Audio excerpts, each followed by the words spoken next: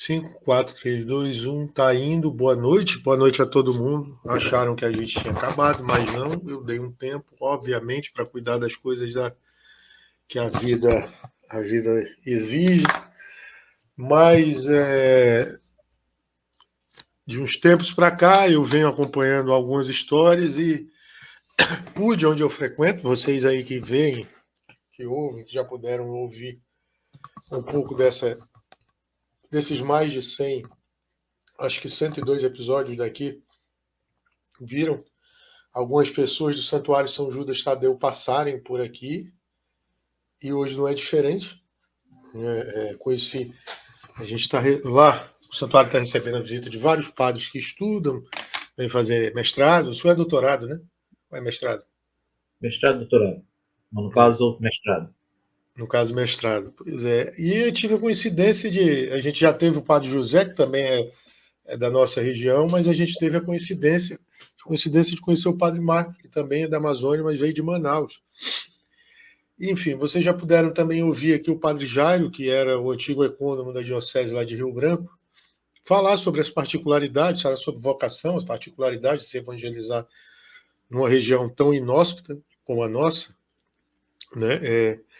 E um dia a gente conversando com o padre Marco, já tem 60 dias que a gente vem negociando o cachê dele, e, enfim, hoje de manhã foi a última negociação, e então ele está aqui com a gente. Boa noite, padre Marco, seja bem-vindo, muito obrigado por ter topado, como disse já um amigo meu que passou por aqui algumas vezes, essa divina aventura. Obrigado, Gabriel. Obrigado a todos aí que estão nos acompanhando e, consequentemente, também vão estar analisando, né, acompanhando depois, posteriormente, esse conteúdo. Estamos aqui à disposição. Padre Marcos, eu acho que o que é trivial, o que é já comum, a gente, como eu estava falando para o senhor antes e até durante aí as conversas, é saber como que isso tudo se iniciou, né? De onde o senhor vem, eu já falei que o senhor é do Amazonas, mas de onde o senhor vem e o porquê de o senhor ter escolhido esse caminho. Perfeito. Então, nossa história vocacional, ela acontece dentro do contexto das comunidades eclesiais de base, que tiveram aí o seu auge na década de 70, 80, ou muitos padres após o concílio, segundo o concílio Vaticano II, também concluída em meados aí de 64, 65, com esta nova geração de padres e também de bispos que apostavam de fato, primeiro na reforma litúrgica, onde a missa deixa de ser rezada apenas em latim e começa a ser rezada na língua local, fazendo com que haja uma participação mais ativa, mais coletiva das celebrações, levando o povo de fato a esta compreensão total do mistério salvífico na celebração eucarística e, consequentemente, todas as variadas mudanças que foram ocorrendo após o concílio. Uma catequese também chamada catequese renovada, com a ideia do grupo de jovens, de adolescentes, sendo catequizados não mais também na metodologia tradicional, de perguntas e respostas, mas junto da palavra de Deus, acompanhando o mistério salvífico, desde a Gênesis até o Novo Testamento. Os grupos de jovens aí também levando a evangelização a uma linguagem mais adaptada à realidade do jovem. Então foi nesse grande alvorecer, né? Também os bispos falam disso, né? Dessa janela que vai sendo aberta no Vaticano, que a gente vivenciou a nossa experiência comunitária, eclesial, na paróquia de São Pedro Apóstolo, no bairro de Petrópolis. Assim também como tem Petrópolis aqui no Rio de Janeiro, lá em Manaus também temos um bairro de Petrópolis, O senhor onde... é um legítimo manauara, então. Exato, nascido e criado em Manaus. Minha mãe tem origem nordestina, veio do Ceará, também naquela grande leva de imigrantes, com meus avós, ainda na infância com os demais irmãos, e encontrando aqui o meu pai, já em Manaus, também jovem e manauara. Na verdade, vindo do interior também, do Amazonas, de Manaquiri. Então, a Para gente... quem não sabe, desculpa, para quem não sabe, a nossa região tem bastante influência, né, dos nordestinos, especialmente cearenses, né, por causa Exatamente, dos círculos exatamente. da Então, borracha. exatamente. Então, ali no bairro, o pároco, na época, chegando como seminarista, depois do recentemente ordenado, começa a desenvolver a evangelização, que nós chamamos na época de descentralizada, ou seja, ele desenvolve os grupos de evangelização, seja de catequese, seja de círculos bíblicos, seja as próprias celebrações eucarísticas, não mais centralizadas na igreja-templo, na paróquia, igreja matriz, mas dividindo o bairro inteiro em quarteirões. Então, dependendo da quantidade de pessoas, moradores, dependendo também da questão geográfica, em relação a casas, a quantidade de pessoas ali que moravam, ele iria ali agrupando os quarteirões e numerando. Então, o bairro foi dividido, todo o bairro foi dividido em mais de 30 quarteirões. De modo, então, que nós teríamos ali em cada grupo de quarteirões as chamadas diaconias. A palavra diaconia, em grego, significa serviço, por isso temos o ministério do diácono, aquele que serve o altar. Então, o padre, movido por essa dinâmica das SEBs, de comunidades eclesiais de base, ele promove, então, essa ação nas diaconias. Então, dentro da diaconia, dentro daquele quarteirão, você teria os grupos de base. E foi aí, dentro desse contexto, da gente realmente se envolver, primeiro na catequese, depois nos grupos de adolescentes, de juventude, e percebendo que a ação evangelizadora acontecia de fato dentro dessa dinâmica de pequenos grupos, de pequenas reflexões, de animação, realmente levando o jovem, levando a família a ter esse contato com a palavra de Deus, e dessa maneira a gente criando essa identidade eclesial. Então a gente pertencia não meramente a um quarteirão, não meramente à vida social, de escola, de trabalho, mas cada cristão, cada cristã deveria fazer parte dessa grande família eclesial, seja da igreja matriz paroquial, seja da arquidiocese e, evidentemente, seja da igreja universal.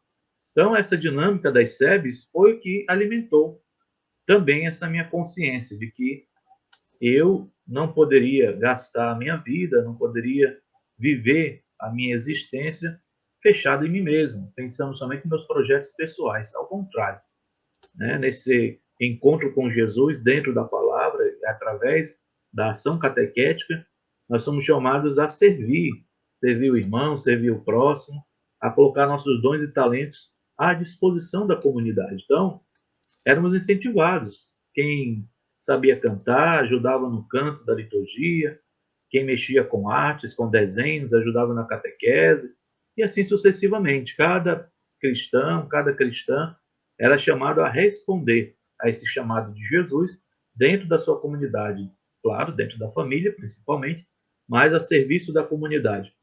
Então, essa dinâmica do pároco em reunir as pessoas, em ter uma linguagem bem peculiar, de chamar a atenção, de motivar os fiéis, de fazer com que nós nos sentíssemos realmente construtores da igreja, não mero participantes, não mero, melhor dizendo, não mero ouvintes, né, mas sim participantes. Nós tínhamos o que também chamava bastante atenção na época, os chamados mutirões.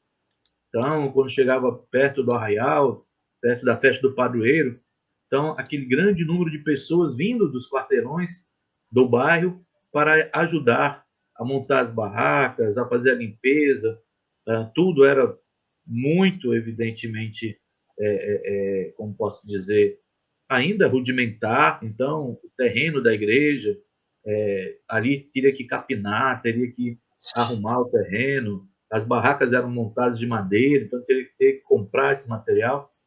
muito diferente de hoje. Hoje, praticamente, em algumas situações, também em Manaus, eu já passei por isso como pároco, algumas pessoas tendem até a pagar para alguém fazer, né? Então, a paróquia tem um caixa, então se paga alguém para fazer, se aluga as barracas, né? Isso não tinha na nossa época, ou mesmo que tivesse, era um acesso muito difícil. Então, essa dinâmica do pároco de envolver os paroquianos chamou muito minha atenção, muito na minha adolescência. Então, isso me atraiu muito para essa ideia, para essa compreensão de um Cristo vivo, né? De um Jesus que não é uma imagem, não é meramente um ídolo, um ideal, mas é um homem jovem que tinha uma missão. E, ao realizar essa missão no mundo, a dar a vida dele, ele solicitou a ajuda. Né? Então, isso também era muito presente nos cantos, né? Seja no mês missionário, seja no mês da Bíblia, seja nas campanhas da fraternidade.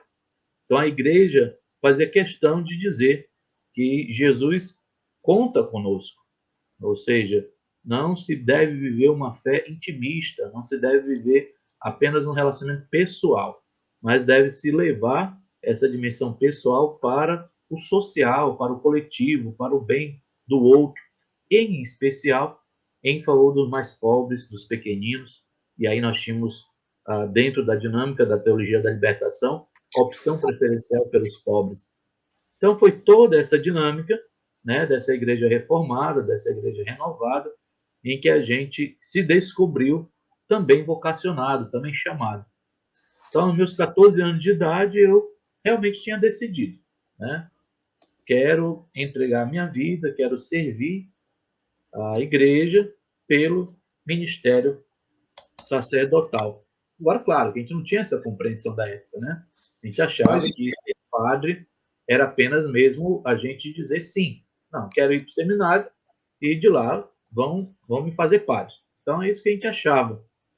E e, era tão qual simples. e qual momento, desculpa, qual momento assim que como eu sempre falo, pergunto se o clique, aquilo ali que disse pá, é, foi Eu alguma penso coisa que não, eu que penso que não houve assim algo como que instantâneo, mas como eu disse, foi dentro desse contexto, né? Você ao participar e se envolver. Né? Nós tínhamos, especialmente os sábados, final de semana dedicados à vida dos grupos. Então, praticamente eu ia cedo de casa, né? Aos sábados, então tínhamos a catequese pela manhã. Então, a partir da catequese, todo aquele envolvimento de ir até o encontro da catequese. E nos chamava a atenção que o nosso encontro não era numa sala, não era na paróquia. Nosso encontro era num campinho de futebol. E aí tinha as árvores, tinha as sombras das árvores, e ali a gente se reunia. E, por conta de ser um campo de futebol, frequentado também por outras pessoas, na grande maioria das vezes, os bancos que fazíamos estavam destruídos. Então, alguém que sentava, alguém que brincava ali. Então, além de ir para a catequese com a Bíblia, nós tínhamos que levar martelo e prego, porque, consequentemente, tínhamos que consertar os bancos quase que todo final de semana. Então, é isso que chamava a atenção, né? O sentido de que tudo era construído de forma coletiva, havia um cuidado, um zelo pela palavra de Deus, pela catequese e por aquilo que a gente construía em comum, pelos desejos da comunidade. Então, como disse, cada quarteirão tinha a sua comunidade eclesial e não tinha capela, isso também chamava muita atenção. Então, nós reunimos para quê? Reunimos para alcançar mais pessoas. Então, se tivesse ali uma festa junina, se tivesse ali uma atividade comemorativa, então sempre o intuito era de atingir as casas, atingir as famílias. E havia também, evidentemente, uma competição, podemos dizer assim, salutar, né? Qual é a comunidade que tem mais grupos, qual a comunidade que tem mais jovens. Então, isso envolvia muita gente. Então, eu não diria que existiu uma espécie de não iluminação ou deixava. sonho ou algo extraordinário. Eu acho que foi o cotidiano, foi justamente o extraordinário no ordinário, em eu deixar claro para mim mesmo e para minha família de que era algo que eu queria fazer. Agora, claro, há algumas, como posso dizer, ao chamado mais explícito né? Além desse interior que a gente vai sentindo dentro do coração, que são os exemplos, como eu disse. Então, primeiro tem o exemplo do meu pároco, ou seja, uma pessoa dinâmica. Eu nunca vi meu pároco usar uma roupa clerical mais, como posso dizer assim, mais formal, né? Como clésima, como uma batina. Isso eu nunca vi. Era sempre de calça jeans, era sempre de camiseta, nos mutirões de bermuda, né? Então, por si só, isso já chamava bastante atenção da gente. Era alguém igual a nós. Então, ele não se destacava, nem mesmo por uma grande oratória ou por algum tipo de distanciamento do povo. Justamente o contrário. Por ser um homem simples, por ser um homem, como podemos dizer, do povo, isso nos aproximava dele. Tanto que a gente não sabia, não chamava Padre Sabino, o nome dele era Sabino. O Sabino está chamando, o Sabino convocou a reunião, o Sabino. Então, chamar Padre Sabino era quase que impossível alguém ouvir isso.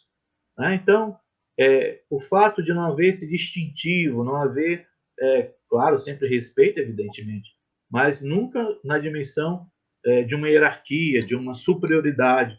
Então, isso fez com que a gente pudesse dizer, olha, eu atuo na catequese, eu atuo na liturgia, eu atuo na coordenação de comunidade, então eu me sinto chamado também a atuar com esse ministério, uma vez que havia um apelo da parte dele. Ele sempre convocava os jovens, em especial no mês vocacional, para se questionar. Ou seja, olha, jovem, por que você não pensa em ser padre? Eu sou o único padre aqui para coordenar para mais de 30 comunidades. Então, por que não pensar em doar a vida? Então, esse convite direto da parte dele, como eu disse, essa parte mais explícita, existia. Ou seja, o apelo vocacional. Também tínhamos, né, por ocasião do bairro, um seminário capuchinho franciscano. Então, nós tínhamos a presença ali, de vez em quando, de padres, capuchinhos, e aí também eu comecei a me interessar pela história de Francisco, São Francisco de Assis. Então, isso também foi uma forma explícita de eu sentir o chamado do Senhor quando vi também que o jovem de Assis, na Itália, deixou tudo, entregou a vida. Então, seus projetos pessoais, suas opções particulares, tudo por causa do Cristo. Então, isso também me impactou muito em relação à vida dos santos, à vida daqueles que deram a vida por causa de Jesus. Então, eu penso que é uma somatória, mais do que um start, mais do que uma revelação ou um sonho ou algo do tipo, é de fato um processo. Né? Eu penso que já no batismo isso acontece com todos nós, então, cada um de nós batizados somos chamados a servir, a nos doar, a termos o Cristo como ideal de vida, mas na vida adulta, na vida juvenil, esse chamado se torna um pouco mais explícito, ou seja, o que você vai fazer da sua vida, o resto da sua vida. Então, se você tem vocação para casar, para ser um bom pai, uma boa mãe, viva essa dimensão, encontre alguém que vá junto com você, dar as mãos para viver essa aliança bonita do matrimônio. Por outro lado, se você não tem essa vocação, o que você vai fazer? Então, acho que esse questionamento natural, né, que acontece junto com o extraordinário de Deus, junto com o sobrenatural. Quando Deus te convida e diz, olha, eu te escolhi, eu quero você para mim, para o serviço da minha igreja. Então, é isso, viu, Gabriel? Acho que, pelo menos para mim, não foi algo, no meu ponto de vista, do extraordinário, né?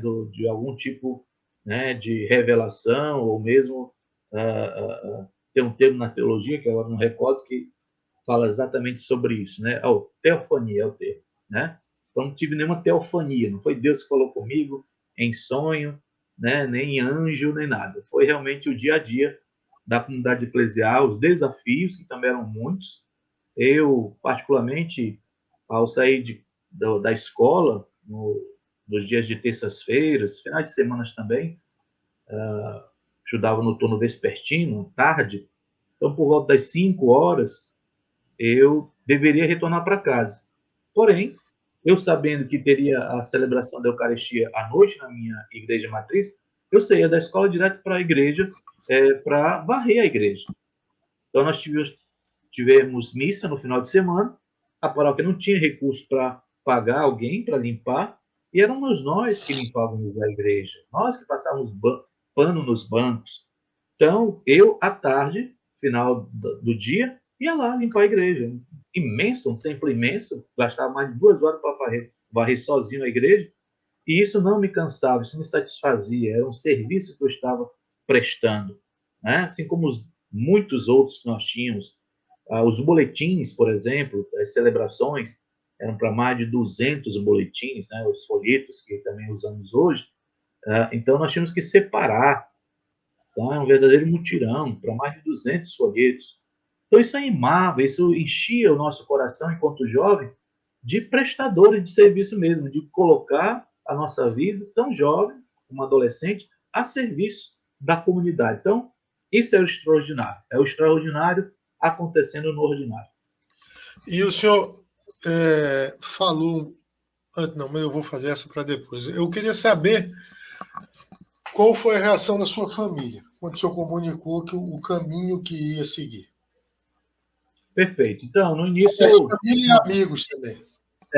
bem, no início não foi nada normal, né? É natural que todo pai, toda mãe de família sonhe com um filho dentro de um processo educacional, faça uma escolha profissional, né?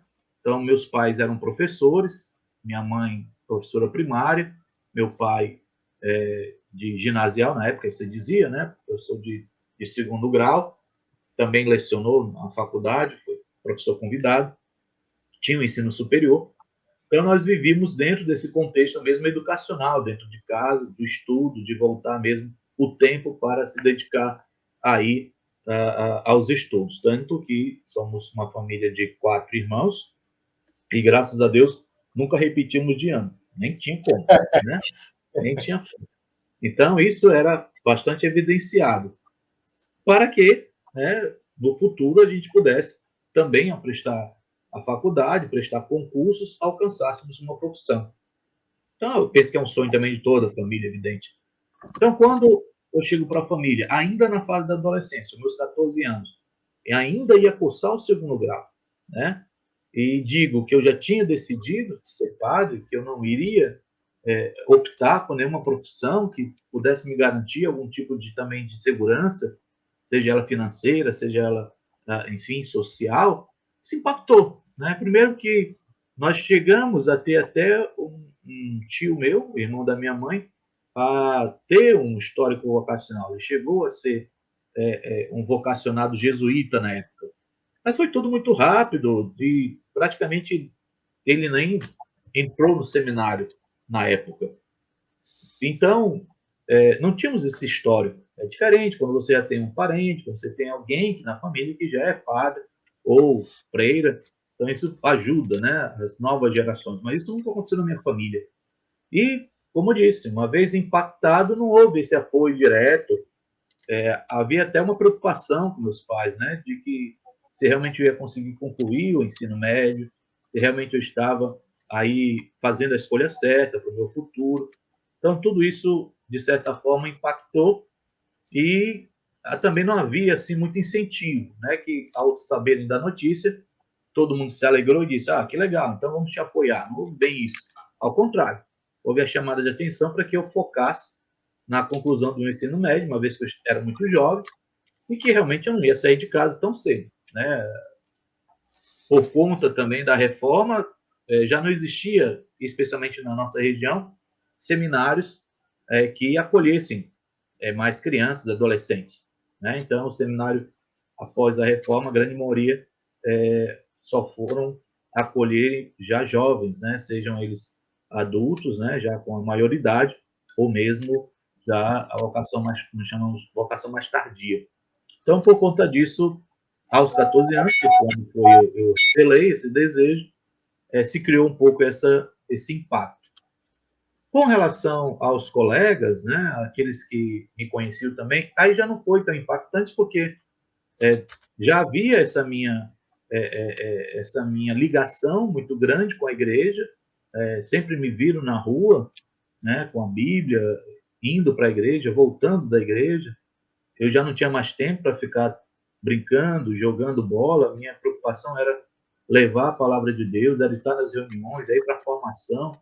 Então, isso levou já os meus colegas a sentirem, né, de certa forma, um certo diferencial. Né? Até os 18 anos, e depois que eu entrei no seminário, não tinha nem namorado ainda, né? Os outros colegas já tinham uma certa namoradinha por ali, na rua.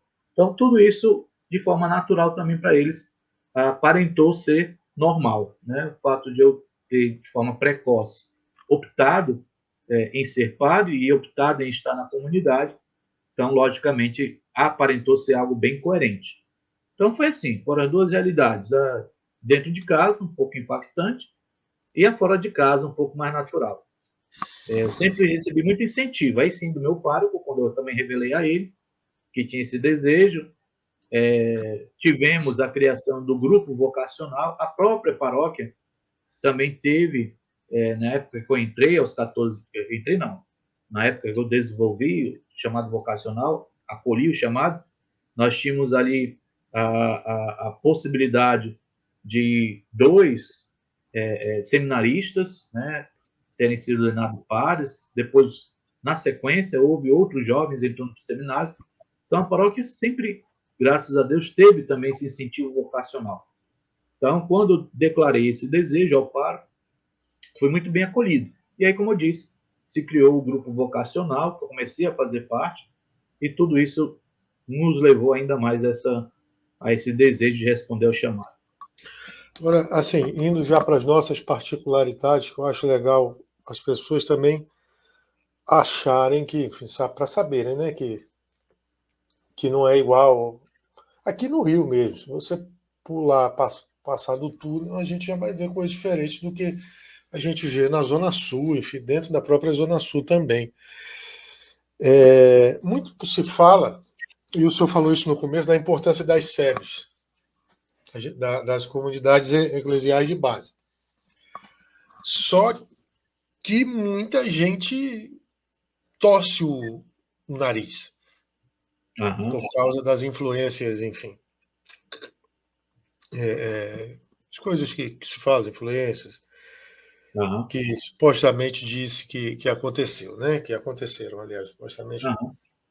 Mas a gente sabe que as SEBs tiveram importância para que se levasse a palavra de Deus, para que a evangelização adentrasse na Amazônia, porque não é uma região que você pega um carro e em 2 horas, como o estado de São Paulo, até aqui o Rio, você está num lugar menos, às vezes, ou Perfeito. mais. Né? Você, por exemplo, o Amazonas quase não tem estrada com o interior. Não tem, no caso. Não é que quase não tem, não tem.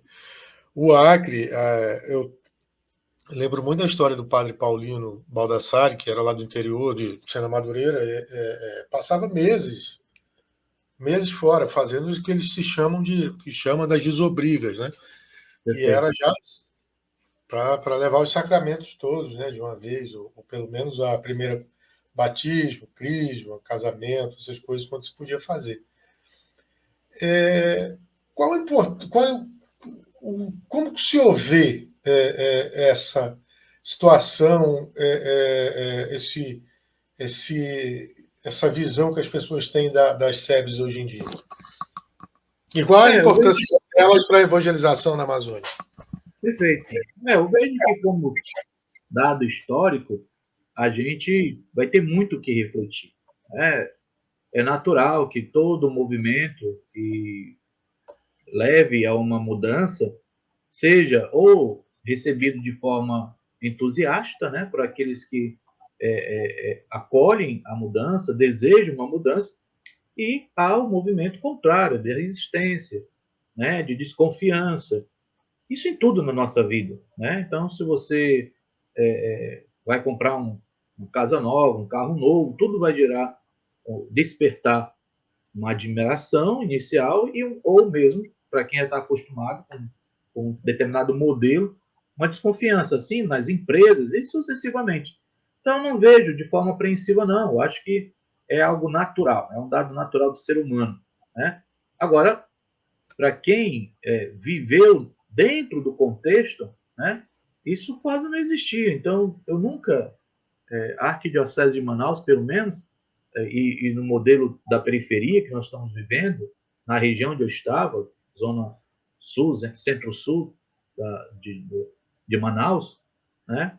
Eu não tinha tanto contato com o interior na época.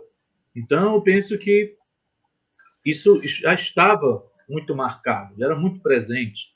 Os próprios bispos também da arquidiocese demonstravam esta vivência, né, de uma igreja mais popular, de uma igreja realmente com menos formalidades na liturgia. Então, eu acho que o que não se pode fazer é qualquer tipo, também a nível histórico, né, de um julgamento preconceituoso, né, de você fazer aí um julgamento atual, né, analisando o passado. Então, acho isso sim acaba sendo desonesto, né? Mas não vejo, mesmo hoje, mesmo havendo essa certa resistência, não vejo dificuldade de entender, né? Penso que é algo natural. Agora, o que não é natural, e aí é o que o próprio Evangelho de hoje fala, nessa 26º domingo e 26ª semana do tempo comum, é haver esse tipo de discriminação, né? Então, quando o João chega reclamando para Jesus, dizendo que tinha mandado proibido, né, que aquela pessoa expulsasse o demônio por não estar fazendo parte do grupo, Jesus deixa claro, olha, quem não está contra nós está a nosso favor. E o próprio episódio também hoje da primeira leitura. Então, tudo isso para dizer que a nossa igreja, né, sempre vai existir, tá, como existiu desde o início da formação da igreja, os movimentos, né, que vão gerar, de fato, as mudanças, vão levando a evangelização. Esse contexto da discussão evangelizadora já está desde Atos dos Apóstolos, né?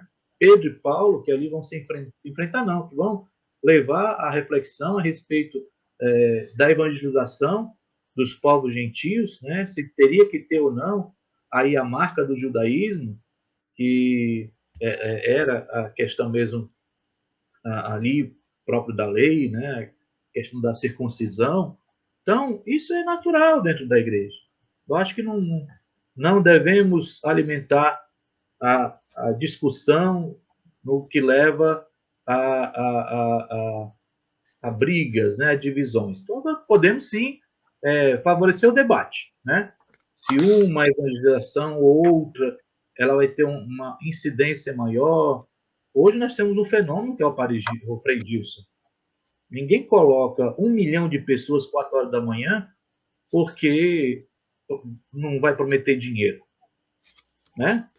Nós temos o caso aí das bets, que é um escândalo, onde as pessoas são levadas de fato a buscar um ideal de vida, mudança de vida rápida. Então, sim, você vai ter milhões e milhões de dinheiro envolvido. Agora, alguém que não promete nada no sentido de ganho pessoal, levar 1 milhão de pessoas, isso é ação do Espírito, né? Como foi dito hoje, o Espírito é livre.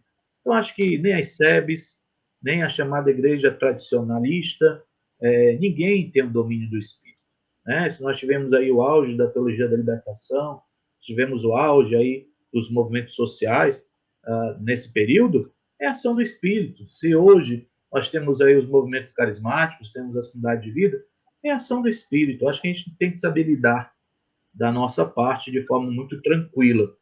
Agora, assim como tudo na vida, existem valores, existem paradigmas, existem é, aquilo que sustenta a nossa caminhada de fé e de vida.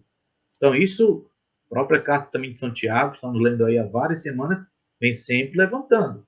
Que a nossa comunidade não seja uma comunidade que discrimine, que a nossa comunidade não seja uma comunidade que exclua, isso independente de onde você estiver. Então, de nada adianta você ter uma comunidade SEB, né, que a igreja é humilde, mas lá tem pessoas que se sentem donas da igreja. Acontece isso no interior, onde eu participei. Famílias que mandam na igreja, querem até mandar no padre, e são de SEBs. Ou você ter aí um grande templo, um grande santuário, onde as missas são com uma liturgia bastante clássica, né? Mas ser acolhedora, ser um local de oração, levar as pessoas a uma vida comunitária. Então, como sempre nós falamos, né? Não julgue um livro pela capa, né? Então, não é um título, SEB, santuário, igreja tradicional, igreja popular. isso não deve criar entre nós divisões. Eu acho que o bom católico, o bom cristão, é aquele que tem a sua vida moldada pela ação do Espírito, que respeita o irmão, e, é claro, você vai ter em um lugar da onde eu vim, por exemplo, que as missas se bate palma até quando o mosquito está passando. Então, a gente gosta de bater palma, gosta de levantar a mão, gosta de fazer festa.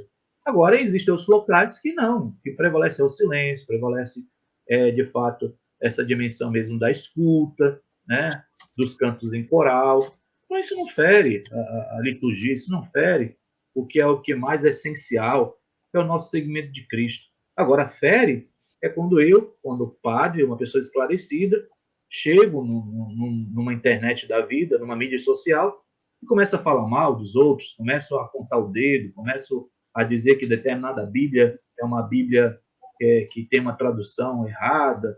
Não pode ser assim, né? Eu acho que aí sim, os radicais, seja de um lado, seja do outro, esses não fazem bem à igreja, né? A igreja é um grupo de irmãos, é a família de Cristo, e que tem a sua diversidade.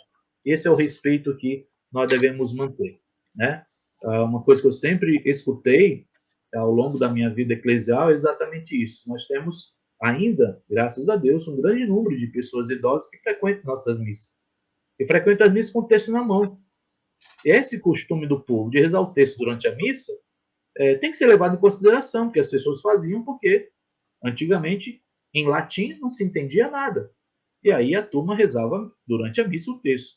Hoje, se chega um idoso com o texto na mão e passa a missa toda rezando o texto, tem que ser respeitado, tem que ser acolhido. Você não pode agir com violência ou com discriminação, dizendo que a pessoa é alienada, que a pessoa não está considerando o mistério de Cristo, etc, etc, etc. Eu acho que devemos manter sempre a boa vontade, sempre a compreensão, o contexto, para a gente vivenciar a nossa vida eclesial.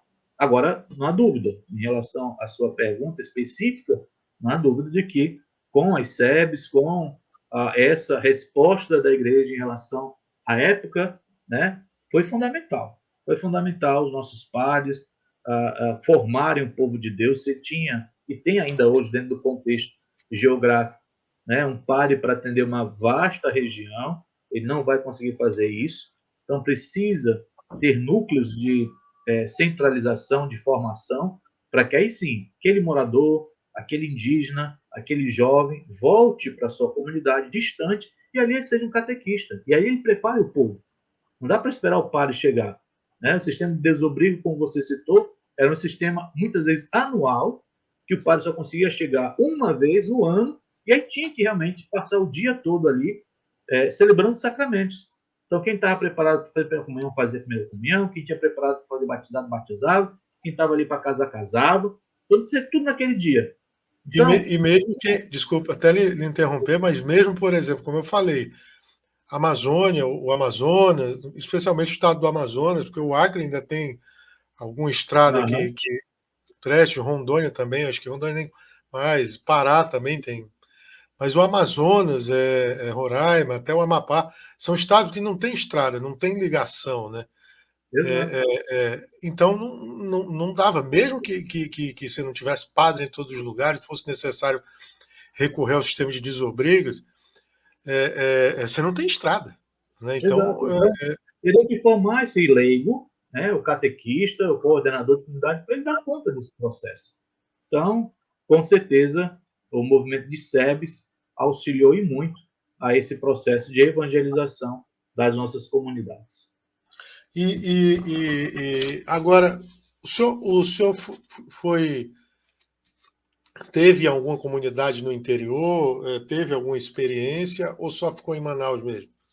Então, eu comecei minha formação toda em Manaus, realizei minha formação toda em Manaus, mas dentro desse processo, nós, como seminaristas, já fazíamos as chamadas visitas pastorais. Né? Então, a nossa arquidiocese, além do município de Manaus, tem outros 5, 6 municípios na região metropolitana. Alguns deles, realmente, o acesso é apenas via fluvial. Então, essas experiências nós já fazíamos como seminaristas aos finais de semana. Mas agora, aí sim, recentemente foi quando, antes de vir para o Rio, eu estive 5 anos em um município. Esse de via terrestre, né, era acessível pela BR-174, que liga até Boa Vista, Roraima, mas com certeza tive outras experiências. Mas como pároco no interior, somente agora, recentemente, mas via Presidente terrestre. Figueiredo, né? O senhor tinha falado para mim. Presidente Figueiredo, Terra das Cachoeiras, aonde aí a Sinhazinha do Boi, eu acho, esteve no BBB, representando a Amazonas. O que o senhor notou de mais diferente, por exemplo, da, dessas situações da Amazônia para cá, para o Rio? Com certeza o impacto aí é urbano, né? Como você mesmo disse, se algumas regiões nossas, ou mesmo a capital, Manaus, sendo uma metrópole, mas as margens do rio Amazonas, né? Aqui é muito diferente, né? Você tem também uma metrópole, né? Que vive a sua constante verticalização, né? Os prédios, os morros. Então, é uma vida muito mais pujante aí nessa questão urbana. Então, acho que o primeiro impacto é esse, é realmente esse impacto não só visual, mas também social, né? Do urbano, da busca mesmo pela sobrevivência, pela luta diária. Então, isso é bastante significativo. E também essa questão mesmo própria, aí também mais regional, né? Algo mais típico. O Rio, com certeza, é uma capital mundial, né? Então você vai ter aqui uma grande variedade de influências também, seja na linha, enfim, na social, na moda, na culinária, enfim, né? Há um leque maior, enquanto lá nós já temos os nossos produtos mais regionais, também uma sociedade mais particularizada. Então, esses impactos sociais são bastante evidentes, né? Agora, eclesialmente, penso que não. Graças a Deus, a gente observa a nossa igreja, né, sempre bastante viva, né, sempre bastante atuante, seja essa realidade da Mitra Arquidiocesana, com os desafios aí para mais de 200 paróquias, isso é realmente algo gigantesco. Nossa arquidiocese, no máximo, chega a 100, né? Talvez hoje 105, 110, talvez. Né? O Rio tem mais de 200 paróquias. E aí nós estamos falando aqui da arquidiocese. Agora mesmo, esse final de semana, eu atravessei a ponte, Niterói, onde é outra diocese, mesmo aqui do lado. Então, não há dúvida que nós estamos aí numa grande metrópole com um grande desafio urbano. A gente estava falando das SEBs, talvez a resposta possa até se encaixar, mas também muito se critica da teologia da libertação, que eu acho que é hoje o que mais as pessoas, né, há esses embates entre os setores menos ou mais, né, tradicionais. Eu não gosto muito de, enfim, essa divisão é um pouco chata.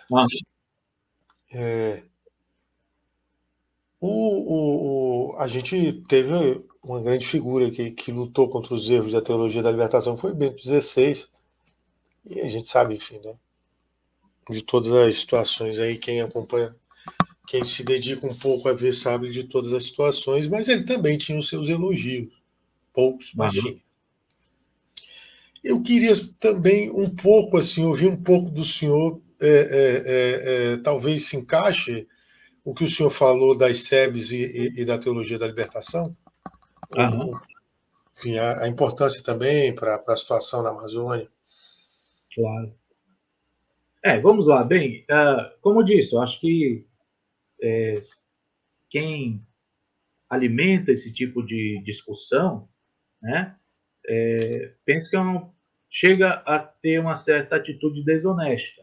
Né? E por que eu diria isso? Porque a discussão ela só vai levar à defesa dos pontos de vista. Né? Então, se você é flamenguista, eu sou vascaíno, a gente só vai discutir. Primeiro porque você vai querer que eu me torne flamenguista, eu não vou me tornar flamenguista, e eu vou querer que você se torne vascaíno, e você nunca vai beijar a cruz maltina. Então, discussão é apenas um custo de tempo para defesa, né, pessoal de pontos de vistas particulares. Não leva a nada. Agora, um debate, o aprofundamento, né, a reflexão sobre um assunto, aí sim, aí nós vamos ter um grande ganho. Então, eu penso que discutir sobre igreja tradicional, igreja de SEBs, é algo desonesto. Né? Acho que quem faz isso, quem promove isso, desconhece, seja o processo Na da teologia de realidade. libertação, seja o processo da teologia de libertação, e seja o concílio, o pré-concílio, a igreja pré-conciliar. Então, aqui é um grande oceano que qualquer pessoa que se preste a refletir, aí sim a palavra é essa, a refletir sobre o assunto, tem que ter muito conhecimento. Né? Ficar no senso comum, ficar repetindo aí certos, até mesmo meme da internet, né? Ficar preso a isso só vai gerar confusão ou até mesmo, como disse, desonestidade. É uma reflexão muito rasa, mais rasa que um prato de sopa. Né? Então, o que tem que levar em consideração de forma verdadeira, profunda e honesta é aí o pleno conhecimento de causa. Pleno conhecimento de causa, entender esses processos, como eu disse, da igreja pré-conciliar e da igreja pós-conciliar. Né? E como você mesmo disse na sua fala, ou seja, alguns podem ter essa visão de Bento XVI, por conta, na época, ser o cardeal responsável pelo catério, né, da doutrina da fé, Da, e responsável por esses processos, né, de análise, de reflexão. Né? ele tem um artigo, né, padre? Eu até anotei aqui, deixei anotado, que eu acho que chama. Um artigo não, uma instrução que fala. Aham. Deixa eu só achar aqui. Gente, eu tinha um nome aqui agora. É a instrução Libertatis Consciência, Isso. né? Liberdade da consciência, que fala, né, sobre. Ele tenta exprimir o lado bom, tentando corrigir os desvios, né, que eventualmente. Claro, como qualquer outra teologia, como qualquer outra reflexão, sempre necessitou, né, dessa verificação da igreja, né? E isso é o que é o mais comum, o mais natural, né? Agora, como disse, radicalizações, desvios sempre vão existir dos dois lados, né? Sempre vão existir dos dois lados. Então, penso que o centro da reflexão deve ser essa, né? Ou seja, eu viver a experiência, eu entender os processos, né? E eu, naturalmente, me sentir bem, né? Em qualquer uma das, não digo lados, no sentido de oposição, mas dessa diversidade que é a igreja. Como eu disse, tem que ser honesto. Você, a igreja verdadeira, como alguns querem dizer, reza em latim. Pelo amor de Deus, isso não é verdade. Você vai numa igreja africana com a sua beleza, das suas danças. Tem missa na África que eu sei, mesmo nunca ter experimentado, que demoram 3 horas de celebração, de culto. Isso é maravilhoso, é uma riqueza A da igreja igreja. tem vários ritos, né, padre? É Exato, bom. Existem exato. vários. Então, como eu disse, é desonesto quando alguém julga-se dono da verdade e quer impor um modelo pré-conciliar como único e verdadeiro e acabou-se. Ou tão desonesto é alguém que, como já aconteceu, infelizmente, né, de guardar a Eucaristia no pote de manteiga, né, e justificar isso dizendo que porque as pessoas são pobres, não têm casa, Jesus também não merece ter uma casa de ouro, não merece ter um sacrário. Isso é ignorância, isso é desonestidade, isso aí Então, a é pergunta você. é por que a igreja não. Aquelas pessoas que te perguntam por que a igreja não vende os seus bens? Por que Isso é, desculpe a palavra, até chega a beirar a idiotice. Né? Então, acho que o ponto central é isso. Né? Acho que para um verdadeiro debate, ou melhor dizendo, uma verdadeira reflexão, sempre tem que haver o aprofundamento, seja ele histórico, seja ele eclesial, seja ele realmente atual. Né? Então, eu acho que reduzir a teologia da libertação, a chapéu do MST, e reduzir a igreja tradicional a luvas e paetês, é desonestidade dos dois lados.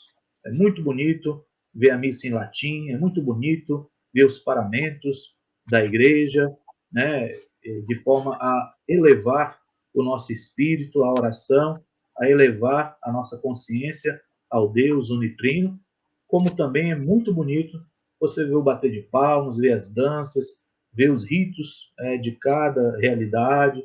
Então, quem tem essa ação do Espírito Santo no coração, como o outro foi dito na liturgia, que ele é livre, que ele sopra onde quer, e diz Moisés, oxalá, se todo o povo de Deus fosse profeta, então quem tem esse entendimento é capaz, sim, de configurar e viver numa igreja diversa, né? Com muita alegria, com muito amor, ao mesmo tempo respeitando cada irmã, com a sua forma de viver a sua fé. Né? Agora, o que o Senhor não quer, como eu disse, nem de um lado, nem do outro, é uma fé intimista, é uma fé que não se preocupe com o irmão, e como eu disse, por isso que São Tiago vem sempre fazendo esse alerta.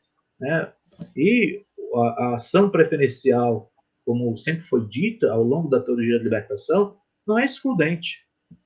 Temos que ser honestos. Deus faz uma opção pelos pobres, pelos pecadores, pelos pequeninos. Isso aí é evangelho, não tem nada de ideologia no meio. Isso está no evangelho. As viúvas, os pobres, os órfãos, são essas pessoas que o Senhor volta o seu olhar. Né? O cuidado que ele tem.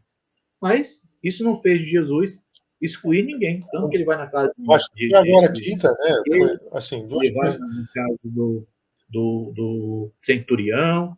Então, Jesus está presente com as pessoas que Quem querem a são sua tua vida. mãe? Quem são tua mãe, né? Tua mãe e teus Exato, irmãos. Ele pergunta quem são minha mãe e meus irmãos. exato. Você está falando da carta de São Tiago. Semana passada a gente viu as primeiras. Inclusive fui eu que li semana passada. Né? Eu estava até lembrando disso. Que ele fala, né? Pelo menos as primeiras linhas da segunda leitura que fala: onde há inveja e rivalidade estão todas as desordens e tipos de obras mais, né? E fala que a Exatamente. sabedoria vem do alto, né? Como você falou da influência do Espírito Santo, né? Tudo isso Com certeza, exatamente. Então, eu acho que nós, como pares, como leigos, como pessoas que, no seu caso aí também lida com a mídia, sempre é importante ter essa honestidade, né? Seja no falar, seja na postura, né? De que é válida a reflexão sempre, né? A respeito da vida eclesial, dos modelos eclesiais, mas nunca e jamais se envolver, como disse, no debate puro e simples, apenas com a ideia ou com a postura de exclusão, né? De exclusão. É a mesma coisa eu chegar e dizer, os protestantes que não são católicos vão para o inferno. Isso é grave, né? Isso é gravíssimo. Mas é a verdade tem que ser dita. Então não é por aí. Não são esse tipo de postura que o nosso Senhor deixou como modelo, né? Ao contrário, acho que o amor à igreja, o amor à verdade, ele nunca, em hipótese alguma, tem o condicional do excluir, de criar discriminação e preconceito. Né? Hoje, a palavra de Deus, penso que todos os pares nas homilias fizeram essa reflexão. Eu, particularmente, fiz questão de ressaltar. Ninguém, absolutamente ninguém, e nenhuma instituição pode se vangloriar em querer monopolizar o Espírito Santo de Deus, em querer ser o proprietário do Espírito Santo de Deus, de querer ser o dono do Espírito Santo de Deus. Todas as vezes que qualquer pessoa, qualquer instituição quis fazer isso, errou. Né? Então, dizer assim, o Espírito Santo está comigo, mas não está com você. O Espírito Santo está conosco, no nosso grupo, e não está com você, isso é um erro grave, gravíssimo. E é exatamente isso, mais uma vez, que Moisés e Jesus fizeram questão de esclarecer, está lá na palavra. Né? Então, o Espírito sopra onde quer, a ação da igreja tem que seguir a inspiração do Espírito, né? Então é isso que deve prevalecer. E quando isto ficar claro e a gente ter essa postura da ação do Espírito Santo, cada vez mais é o que nós vamos ter, uma igreja viva, uma igreja realmente pujante, vamos atrair mais do que excluir e vamos realmente agir de acordo com aquilo que o Senhor pede de nós. Mais uma vez, seja numa liturgia tradicional que seja, com a sua beleza, com o seu canto em latim, com o seu coral, ou seja, numa igreja popular, numa igreja com dança, com festa. Isso daí não vai e não deve, em hipótese alguma, dividir a nossa igreja. É uma pena, eu lamento, né, quando a gente vê, especialmente os jovens, sendo influenciados dentro dessa dinâmica. Não porque a liturgia não permite bater palmas, não porque a liturgia não é isso, a liturgia não é aquilo, pode, não pode. Uma das coisas mais importantes que eu aprendi nas minhas aulas de liturgia é justamente o contrário. É justamente o contrário. Né? Então, é claro que existe o rito e claro que existe, evidentemente, ali as particularidades do rito. Isso aí ninguém discute. Né? Agora, o que não está no rito, quem que vai impedir ou quem que vai censurar? Tanto é, e aí uma beleza do novo missal, é que se resgatou uma das incentivos, né, das, do texto para iniciar o Pai Nosso, né, para motivar a Assembleia à oração do Pai Nosso, se resgatou um texto, agora não me recordo o santo, me esqueci, em que tem claro hoje, né, de elevar as nossas mãos. Isso já estava se discutindo, né? Quem só podia levantar a mão no Pai Nosso era o padre. E aí o missal deixa claro, né, que é tradição da igreja. Então, penso que é isso. Acho que, mais uma vez, a honestidade tem que prevalecer e quando a honestidade prevalece, a verdade vem à tona e a verdade é essa. Né? O que o Senhor quer de nós é uma igreja viva, uma igreja que vá realmente atingir o coração dos fiéis. Agora, o modo como fazer isso, a forma como fazer isso é próprio do tempo. Isso é próprio do tempo. O que o Papa Francisco chama a atenção é um retorno, né, ao passado. Isso sim, né, não é honesto. Né? Sem impor o passado como se ele fosse o único verdadeiro. Mais Né? Então, uma questão. né? Eu ficar me Um... preocupando no seminário com. Eu já vou lhe dar a palavra, só para concluir não, o pensamento. Desculpa. Eu estar no seminário me preocupando não com a minha vida de oração e com a minha dedicação ao povo de Deus, mas sim me preocupando com o alfaiate que eu vou contratar para fazer minhas vestes, sabe? Eu me preocupar com estar no seminário, sendo padre, me preocupar com a quantidade de cálice que eu vou comprar, que a igreja vai ter condições de adquirir. Isso sim é o que o Papa combate, é isso que o nosso Senhor também combate. Né? Agora, uma vida dinâmica, de zelo, de amor à igreja, tanto faz eu estar de batina, quando eu estar com a roupa civil, que vai valer o meu testemunho.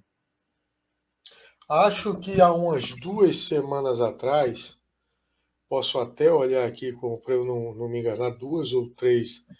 A gente está aqui, hoje é dia 29, deixa eu dar uma olhada aqui. Não, foi começo do mês, não tem nada a ver com 2 semanas atrás. Salvo engano, foi começo do mês, não. Última semana de agosto, que foi a semana em que o evangelho todo foi, se eu não me engano, Mateus, que fala do, né? A hora que ele vira para as pessoas enfim, fala da hipocrisia, né? Da galera dos doutores da lei, enfim. E o começo da última semana, ele cita muito, né? Que eu acho que é quando quando se fala vamos ver aqui, não volta mais a última semana de agosto, mas enfim, quando se fala do apego ao passado, né, em que se eu voltasse, né, para o tempo dos meus pais, enfim, eu acho que foi até nessa data, acho que o Papa Francisco falou alguma coisa na homilia de domingo. Agora, a gente foi falando aqui sobre, né, a importância da evangelização, que as SEBs tiveram para a evangelização na Amazônia. Eu lembro de ter feito aqui para um padre de Ribeirão Preto a pergunta que eu vou fazer para o senhor agora. E a internet é necessária? Não é só necessário como fundamental, né? Como eu disse, citamos aí a figura do Frei Gilson, né? Que está aí com a dinâmica, o movimento da novena, de a quaresma, melhor dizendo, né? De São Miguel. Então, pessoas que talvez nunca tivessem essa oportunidade, seja uma questão de segurança na nossa cidade, seja uma questão de distância, né? Tem acesso a um momento de oração, acordam cedo, são motivadas para isso. Então, isso é uma maravilha. Então, não há dúvidas, né? E isso também é uma própria dinâmica da missão, né? Jesus faz questão de dizer, olha, quando vocês forem evangelizar, ficam naquela casa, fiquem naquela realidade, né? Como daquilo que vão lhe dar, né? Então, Jesus não impõe nenhuma ação evangelizadora no sentido de levar somente, né? Um movimento apenas de levar a palavra, mas também de receber, de acolher a realidade. Então, são os tempos modernos, né? Então, se hoje o instrumento de alcance das pessoas é a internet, valorizemos, né? Há séculos passados foi o boom da imprensa, né? Foi quando chegou de fato na mão das pessoas o texto, o papel, né? Se facilitou a leitura popular, maravilha, né? E assim sucessivamente, cada etapa, cada momento da história humana, né? Nós vamos ter que nos adaptar a esse processo de evangelização e, oxalá, saibamos ser inteligentes, o Espírito, possamos ouvir os apelos do Espírito para chegar a todas as culturas, ao homem moderno, ao jovem, às crianças, né, a evangelização.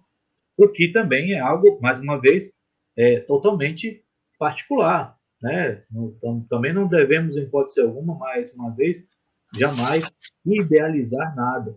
Né? Então, ao mesmo tempo tem o seu valor, mas tem culturas, e a nossa realidade também, mais uma vez falando do norte, né? Não tem sinal de celular, né? Não tem, não pega a internet. E aí? Né? Então, você não pode reduzir a ação evangelizadora a apenas um modelo, a uma ação. Ao contrário, tem que ter um leque aí para poder atingir o máximo de pessoas possíveis. Padre Marcos, qual a importância do humor para o cristão? Humor? O humor. Eu sempre Aham. pergunto isso também, enfim, dentro dos assuntos. Santa Teresinha até fala, se eu não salvo engano, não lembro agora se é no Diário de uma Alma, porque eu li esse livro, mas ela fala que há de um cristão do coração azedo, né, coração cheio de espinho. A gente viu São João 23, que foi quem iniciou o Concílio Vaticano II.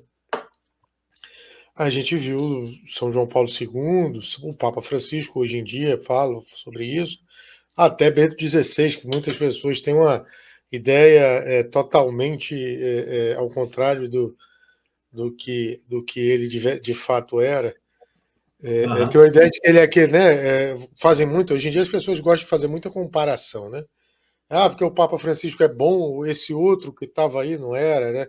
Como se o Papa Francisco Aham. fosse aquele vovô que enche a criançada de doce e o outro fosse aquele avô mais disciplinador. Aham. Mas era uma pessoa de um humor também muito, muito. Inclusive, eu sei de uma história que ocorreu com uma pessoa que eu conheço, que assim, foi um gesto dele muito, muito bonito. Assim. E eu queria lhe perguntar então a importância do humor para o Marcos, né? Do humor para o cristão de um modo geral. Aham. Aham. Eu Senhor, penso que a gente pode ampliar para a dimensão da alegria, né? E sim, aí, o próprio São Paulo faz questão de dizer, né? E anteriormente algumas leituras agora do livro de Eclesiastes que estávamos vivenciando ontem, né? Na liturgia de sábado falava exatamente disso, né? Um coração de modo que o jovem não deve entristecer seu coração. Também existe aí um recorte na internet do próprio padre Marcelo Rossi, né, que foi questionado como ele venceu a depressão, e ele cita exatamente esta passagem de Eclesiastes. Né? Então, o nosso coração tem que estar cheio de alegria, não entristecê-lo, né? Não cair na depressão, não cair no pessimismo. Então, o humor, a alegria, a esperança são sentimentos que têm que ser cultivados dentro do nosso coração. Mesmo nos momentos mais difíceis, nós não podemos perder jamais a esperança na humanidade. Eu tenho acompanhado as notícias aí do Oriente Médio com muita angústia, com muito medo, né? A possível escalada para uma guerra mundial, né? Então, as pessoas morrendo, terrorismo, aí automaticamente as pessoas, mais uma vez, sem a reflexão necessária, toma partido, faz uma leitura preconceituosa, discriminatória, meramente polarizada, e independente disso, dos partidos que são tomados, são famílias que estão morrendo, são pessoas que estão no meio do conflito, não tem nada a ver com isso. Então, eu penso que o cristão ele tem que ter esse coração sempre, de fato, esperançoso, né? Não se deixar levar pelo pessimismo, né? Ou tampouco achar que o mundo não tem jeito. Então, com certeza, ter um espírito leve, ter uma alma alegre, a gente poder ver o lado bom das coisas, tratar bem as pessoas, saber lidar com o nosso sentimento, maturidade emocional. Hoje também, né, fiz recentemente um curso de extensão, onde nós vamos ver aí que a ciência avançou muito no que diz respeito à análise, ao estudo do cérebro humano. Então, hoje se fala das múltiplas inteligências, né, de quanto a gente tem que estar realmente consciente, né, daquilo que rege o nosso interior, os hormônios, a dimensão sentimental, saber lidar com as emoções. Então, tudo isso é muito importante, de fato, para se buscar esse equilíbrio tão necessário na nossa vida cristã, na nossa vida humana. Né? Então, eu diria com certeza que o valor e a importância do humor, da alegria, do bem-estar, né, ampliando aí mais esse ponto de vista, com certeza é necessário. Né? Ai de nós se tivermos ou cultivarmos um coração pessimista, um coração reducionista da realidade. A realidade nunca e jamais deverá ser reduzida a meramente aquilo que nós vivenciamos. A realidade tem a sua totalidade em Cristo, tem a sua totalidade no plano de Deus, e com toda certeza a nossa esperança é de que o mundo se converta, né? O mundo dê realmente a atenção necessária para a palavra de Jesus, e aí alcancemos o máximo de pessoas possíveis. O Evangelho fala exatamente sobre isso, né? Do quanto é importante e valoroso que cada cristão viva a ação do Espírito Santo na sua vida. Então, que seja esse o nosso desejo. E o que o senhor... agora, como que o Padre Marcos conversa com Deus? Qual o método de conversar com Deus? Através da liturgia das horas, né? Com certeza aí a nossa oração da manhã já é direto nos salmos, na tradição da igreja, é realmente a gente poder acolher a palavra também, meditando a palavra de Deus diariamente, na Sagrada Liturgia. Então, o Padre Marquinho tem essa proximidade com Deus dentro dessa dinâmica, seja litúrgica, seja através dos salmos. Né? Deus nos fala na sua palavra. Silêncio, ouvindo uma música, alguma coisa? É mais na leitura bíblica mesmo, né? As músicas vêm como suporte, mas a dinâmica é mais bíblica, né? Nós tivemos aí essa vivência muito próxima da palavra de Deus e também, como disse, pela liturgia das horas, pelos salmos. Então, é dentro dessa dinâmica, né? A gente consagra a nossa vida a Deus pela liturgia das horas, primeiras horas da manhã, ao longo do dia, né? Aqui nós temos a experiência muito bonita da liturgia diária, né, da celebração eucarística diária, às 18 horas aqui no santuário, que isso também é muito significativo, marca realmente o fim de um dia de trabalho, de estudo, de reflexão, para uma noite também nas mãos de Deus, com a esperança de um novo dia. Então, graças a Deus, somos marcados com essa presença verdadeira do Deus vivo no nosso cotidiano, viu, Gabriel? Padre Marcos, o senhor é conhecido Aí, pelo menos quando eu cheguei, que eu não sabia seu nome ainda, quando eu, quando eu pude conhecer o senhor, né? Não cheguei depois. Ah, você viu, né? O Padre José foi, então chegou mais um pessoal e tal. Eu disse, tá, mas e aí? Aí eu conheci o Padre Anderson, né? Padre Anderson, um grande abraço. Irmã Dulce, ele vai ficar meio bolado de falar isso, vai, enfim. Eu conheci o Padre Anderson e também o. Aí depois o senhor e o pessoal falando. Mas aquele lá, aquele lá perto da tua terra, lá, eu não sei quem é. Quem é o que é o baiano e quem é o que é? Ah, o lá do Amazonas é o que usa o chapéu. De onde vem, Padre Marcos, enfim, este adereço, se é que eu posso falar assim, não sei.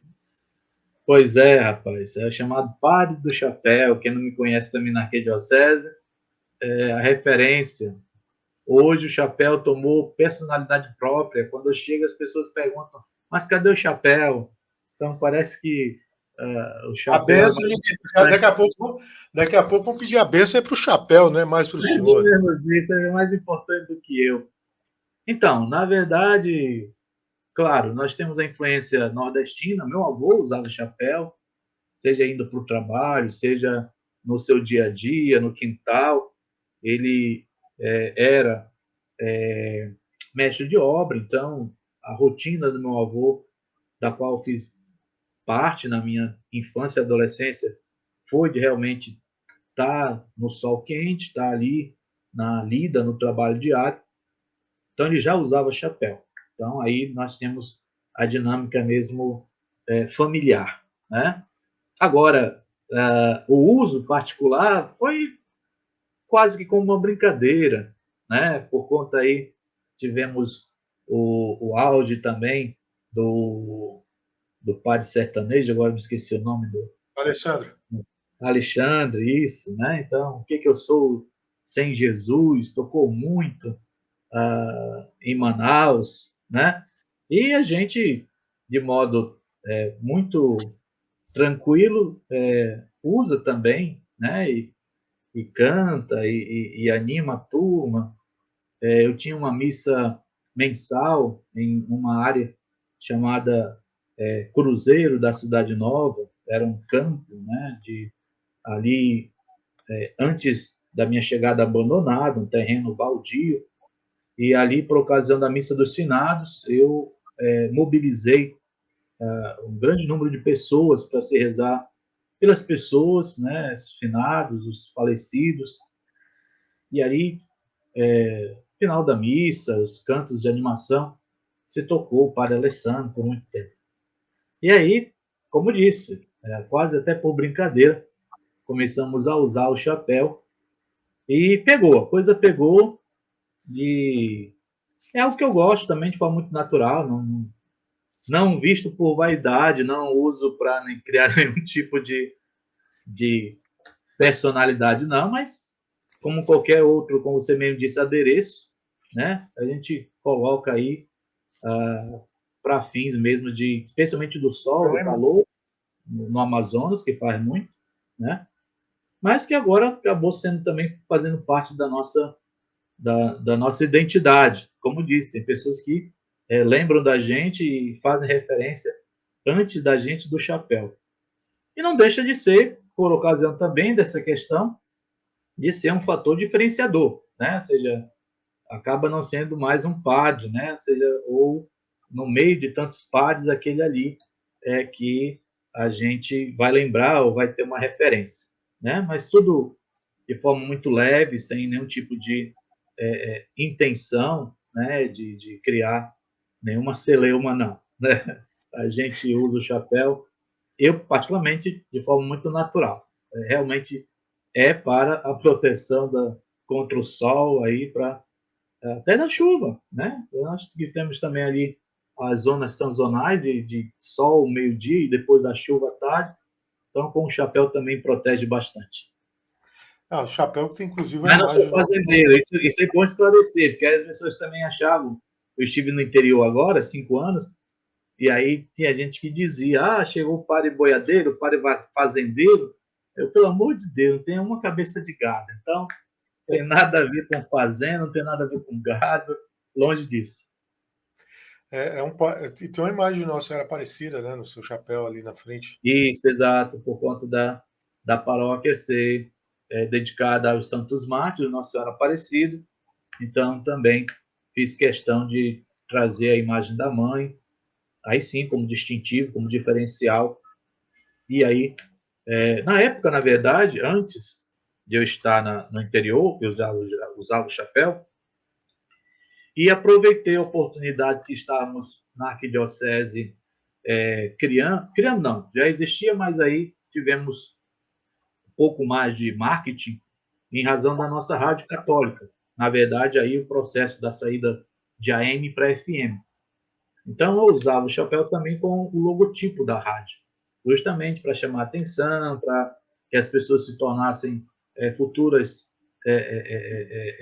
sócias, né, participantes da fundação da Rádio Rio Mar, da época. Então, o chapéu também serviu como um outdoor por um bom tempo da Rádio Católica.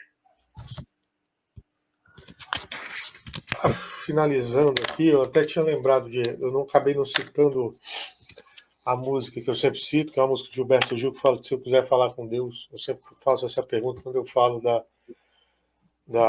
de como as pessoas conversam com Deus, Da vida de porque oração. justamente... Oi? Da vida de oração, né? Sim, da vida de oração, ele fala justamente do desamarrar, da pessoa sair de si, estar no silêncio. O próprio Jesus fala isso no Evangelho de... Eita, que agora eu esqueci, né, de retirar-se dos silêncios para poder ter um momento de oração mais profundo. E já finalizando aqui, padre, eu sempre faço 3 perguntas, aí eu até comprei um negócio aqui que vem com algumas, e aí eu às vezes faço 3, 6 perguntas. E a primeira aqui, eu estava escolhendo enquanto o senhor falava aqui, porque, enfim, como sou eu que produzo, edito, faço tudo, aí eu selecionei 3 perguntas aqui, fora as 3 que de fato a gente faz. E a primeira que eu queria perguntar ao senhor é o seguinte: se o senhor pudesse livrar o mundo de um dos 7 pecados capitais, qual seria e o porquê? Bem, eu não sei agora se a fome faz parte dos 7 pecados, acredito que não. Não. Mas tenho dúvida. Eu sei que não, estava brincando. Mas não tenho dúvida, né? Eu acho que mais do que os pecados morais que a lista nos leva, né? A luxúria, a, a ira, né? E tudo mais. Penso que o maior pecado do mundo, como eu disse, não se reduz à lista dos 7 morais, mas de um dos principais sociais, né? Como a desigualdade, como a injustiça, como a opressão. Eu vejo que a fome é o maior pecado que a humanidade gera contra si mesma. Entra Quanto muito nós na temos gula, né? aí, exato, enquanto nós temos aí a abundância de uns, pessoas que verdadeiramente até sofrem com transtornos alimentares de ter que vomitar a comida que comeu, nossos supermercados, nossos mercados, jogando comida fora. Isso é gravíssimo, sabe, Gabriel? Acho que me dói muito o coração. A gente viver uma abundância de alimento. O problema da fome, isso fica claro. Não é falta de comida, pelo amor de Deus, nunca foi. O problema da fome, da miséria humana, é o egoísmo do coração da pessoa. É a falta de partilha. Jesus nos ensina isso, né? Então, eu acho que isso é o que grita mais aos céus, sabe? É o que grita mais aos céus. Se o padre Marcos pudesse presenciar um acontecimento histórico da Bíblia, qual seria? Com certeza a multiplicação dos pães, né? Não há dúvida. Está Porque o ali na senhor está régua. com Eu fome, visitei. ia querer comer também ali o pãozinho com queijo.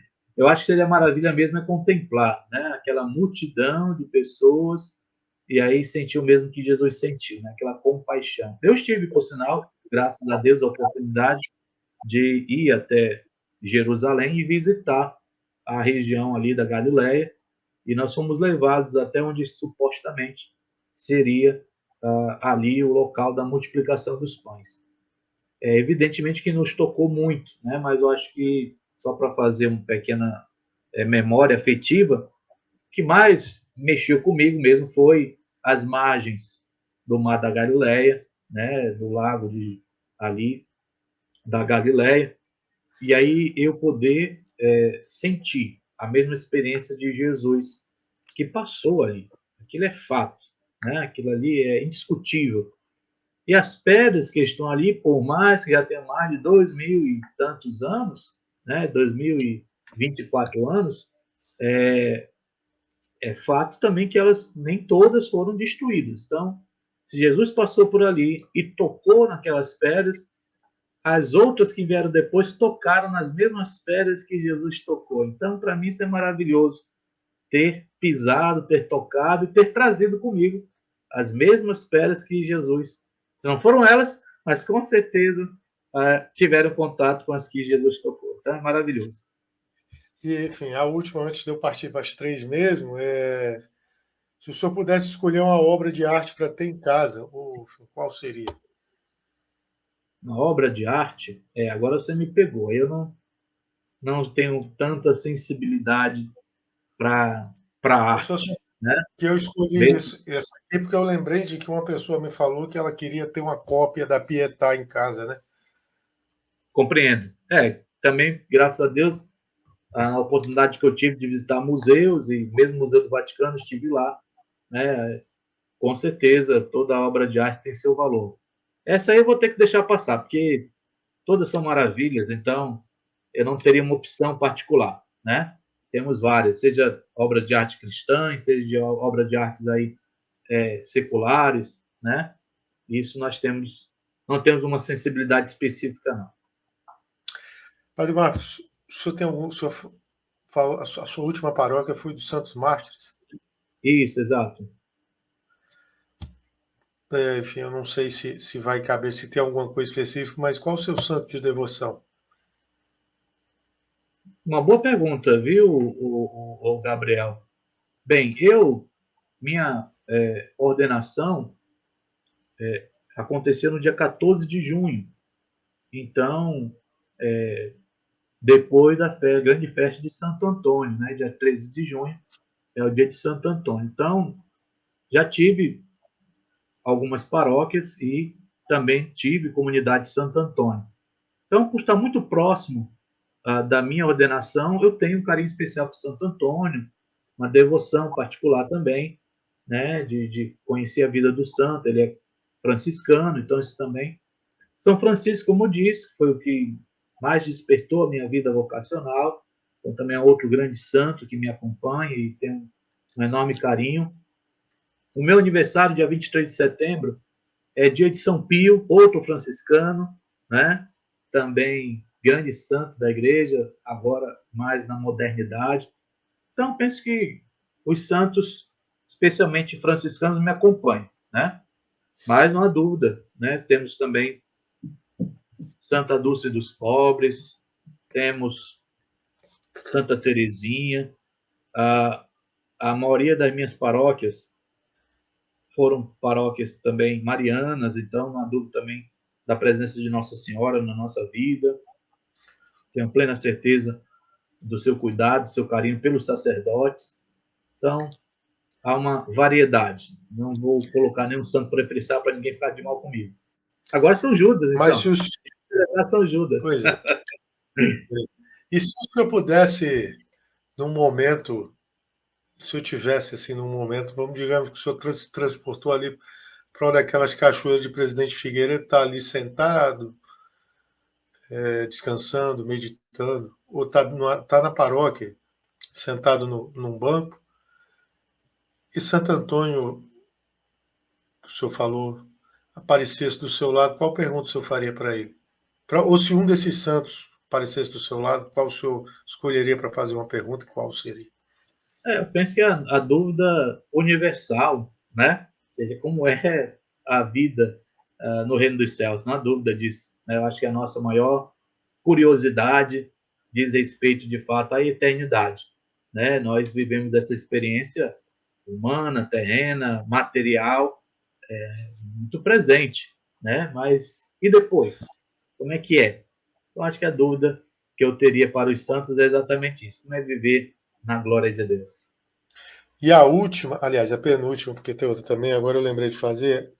Qual conselho o senhor daria para o Marcos de 14 anos que decidiu ser padre? Se o Bem, eu senhor diria a visse. ele que vale a pena, tudo que ele optou e escolheu tem a sua razão de ser, dentro do seu contexto de vida, né? E pediria a ele apenas ainda mais perseverança, né? Eu penso que toda escolha, dependente da vida, às vezes as pessoas falam assim, desculpe se eu vou me estender, mas é também uma pergunta muito curiosa, especialmente quando eu me deparo com alguns comentários quase que colocando o padre num patamar divino, né? Ah, porque o padre faz um sacrifício, deixa sua família, deixa isso, deixa aquilo. E às vezes pode parecer para o povo de Deus que a gente está num status diferenciado, né? Ou num status superior. E eu sempre faço questão de corrigir, porque um pai de família que tem que dar de comer para os seus filhos, muitas vezes tendo que se submeter a um trabalho é, não indigno, porque nenhum trabalho é indigno, mas no mínimo um trabalho de esforço, né, de força física diariamente, né, ter que lidar com as contas de aluguel para quem não tem casa própria, de luz, de água, né, de comprar a comida, né, de ter um relacionamento afetivo verdadeiro com a sua companheira, mesmo diante de tantas tentações. Então, eu penso que, tanto igual ao sacrifício que o padre faz na vida celibatária, na vida de oração, também um leigo, um católico, um pai de família faz, uma mãe de família faz. Então, por isso que eu procuro não criar, né, nenhum tipo de expectativa no que tange essa questão de diferenciar ou ou de achar, né, de pensar que a gente vive num mundo irreal, né, ou num mundo superior. Né? Então, acho que para o jovem Marco Antônio é cada vez mais criar essa consciência, né, de que as opções, as escolhas feitas são tão quanto importantes a qualquer outra, né? E diria até, né, se pudesse afirmar isso com dados, é que a vida familiar é muito mais desafiadora, se não tanto quanto, muito mais, né? Então é isso que eu sempre oriento os casais, sempre oriento as famílias, de que a gente tem que ser perseverante, tem que assumir com coragem, sempre vão existir, isso aí também já faz parte da nossa caminhada vocacional, do caminho que a gente escolheu, sempre vão existir os 99. Né? Então, são 100 opções que a gente pode fazer na vida. Mas você só pode fazer uma. Então, evidentemente, sempre vai sobrar 99 caminhos. Muito obrigado. Estamos aí para quase 1h30. Estamos já 10 horas da noite, mas eu queria muito lhe agradecer aí a colaboração de ter se disponibilizado a estar aqui. Provavelmente não, porque a gente está aqui, ainda falta pouquíssimo tempo, eu não vou prometer. Deixa eu ver aqui que eu não dar uma informação errada e não pagar um mico, né? Eu coloco esse episódio no ar no dia 9 de outubro, eu ia falar 9 de janeiro, não tem absolutamente nada a ver. Para quem viu assim, a dificuldade de se fazer as coisas, né, de não ter tempo de se fazer as coisas sozinho, então é por isso que a gente estava aqui ausente, né, conforme a demanda vier, eu vou tentar pôr, era para a gente ter feito isso em agosto, eu já tinha uma programação, mas não deu certo, né, com algumas coisas, porque agosto é o mês das vocações, mas a gente está aí, e, enfim, finalizo mais uma vez lhe agradecendo e pedindo que a gente encerre, dá uma bênção para nós aí, que sempre é bom. Perfeito. Então, desde já parabenizar pelo seu trabalho. Eu também não tinha ideia como seria, e isso é importante que você está fazendo. Penso que é, de fato, também um incentivador vocacional para os jovens que forem depois disponibilizar esse material, de modo que é válido, sim, persevere, mesmo que às vezes a gente questione o nosso modelo de vida, né, no sentido de que, para que eu vou fazer isso, qual a razão? Então, que bom que você está fazendo, que bom que exista realmente aí essa habilidade, né, de você lidar aí com os meios de comunicação, dispor do seu tempo, também é outra coisa que não deve ser fácil, mas que você faz com muito carinho, faz com muito respeito, faz com a leve intenção de levar o testemunho, né, de muitos vocacionados, padres, freiras, religiosas, leigos, para o conhecimento comum, né? Então, parabéns. Fica aí minha palavra de incentivo, continue, vá firme. Eu acho que é um material bom, né? Talvez não esse, mas os outros e futuros, Tem mais né? 102 aí para o senhor dar uma olhadinha se quiser, quando tiver tempo. Vou começar a aproveitar. Então, primeira palavra de incentivo. E vamos então a essa bênção, agradecer a Deus por essa oportunidade também. A gente reconhece que também não tem muito tempo para isso e sabe do valor e da importância aí da mídia, dos meios de comunicação para atingir tantas pessoas. Então, que também seja uma experiência boa para o futuro da nossa ação evangelizadora. O Senhor esteja convosco, Ele está no meio de nós. A bênção de Deus Todo-Poderoso, Pai, Filho e Espírito Santo. Amém. São Amém. Judas Tadeu, rogai por nós. Rogai por nós. Muito obrigado. Acompanhe aí, enfim, nas redes sociais e aí, conforme for, eu vou liberando. Um abraço, Padre, sua bênção. Até mais. Obrigado.